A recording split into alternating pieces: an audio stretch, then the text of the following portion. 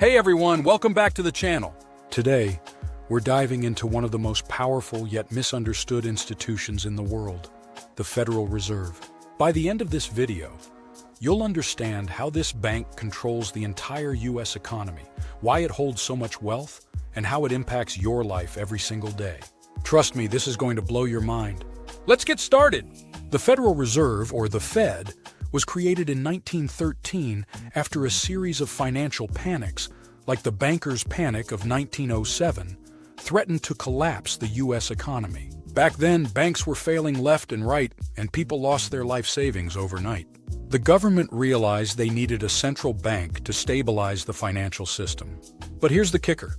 The Federal Reserve isn't actually part of the government. It's a unique hybrid, a private entity with a public purpose. It's owned by member banks but operates under a congressional mandate. Confused yet? Don't worry, it gets crazier. One of the Fed's primary jobs is to control the money supply. But how does it do that? Well, it doesn't just print money, though it does have the power to do that.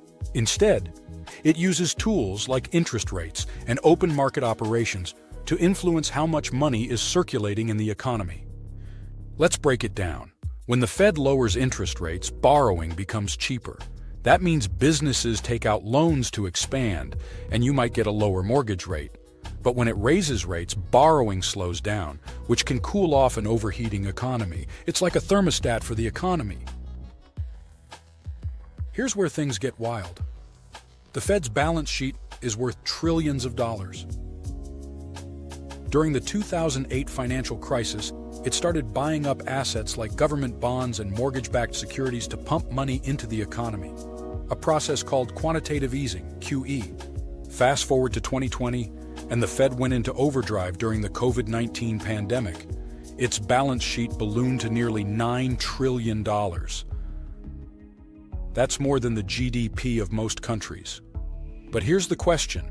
Is all this money printing causing inflation, and who really benefits from it? Critics argue that the Fed's policies have widened the wealth gap.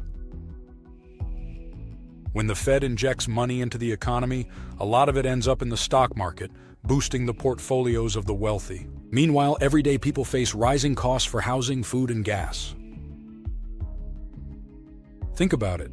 If you own stocks, you've probably seen your portfolio grow over the past decade. But if you're living paycheck to paycheck, those gains don't mean much when your rent keeps going up. Is the Fed helping the economy, or just the rich? The Fed's influence doesn't stop at U.S. borders. Because the U.S. dollar is the world's reserve currency, the Fed's decisions impact the entire global economy. When the Fed raises interest rates, it can cause chaos in emerging markets, as investors pull money out of those countries to chase higher returns in the U.S. Imagine this. A decision made in a boardroom in Washington, D.C. can trigger a financial crisis in Argentina or Turkey. That's how powerful the Fed is. The Fed has always been shrouded in mystery. It operates independently, meaning it doesn't need approval from Congress or the president to make decisions. This independence is supposed to keep politics out of monetary policy, but it also means there's less accountability. Some people even believe the Fed is part of a shadowy cabal controlling the world. While that's probably not true, it's hard to deny that the Fed wields an enormous amount of power with very little oversight. Should we be worried? As we move into the future, the Fed faces new challenges.